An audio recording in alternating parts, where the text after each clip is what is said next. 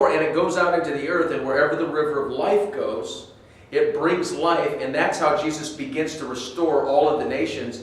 That there's trees on either side of it, which is the tree of life. It goes with the river of life. And Ezekiel 36 describes the desert or the wilderness places becoming like the Garden of Eden. There's a progressive restoration that, it may take the whole 1,000 years, but at the end of it, the whole earth looks like the Garden of Eden in its glory, in its beauty, in the fruit, in the animals. And there's a lot of descriptions. We'll talk about it a lot more in this sixth session. But so that's how they're related. And then after the final battle, where there's still nations that come against the Lord, and the fire comes down and destroys them, the whole earth is renovated by fire, and this present earth is not annihilated, but it's renovated and resurrected. And so it comes forth in a resurrected form, which is much larger. And the two Jerusalems come together.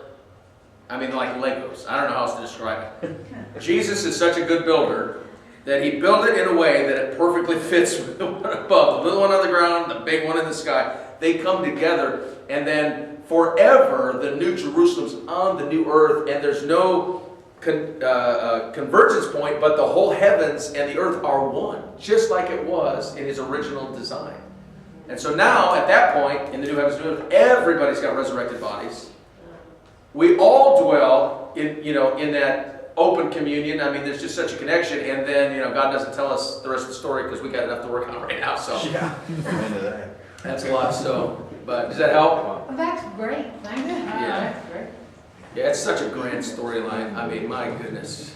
I would like to see Steven Spielberg or some brilliant guy try to take a hold of this story and, give us the real biblical description of what God's going to do, not, the false description. I want to see the real one. I want to see one that causes people's hearts to just be awakened in love. If unbelievers saw that storyline, which is part of our job, right? We're the ones that are supposed to know it, so we give it. So, yes, sir.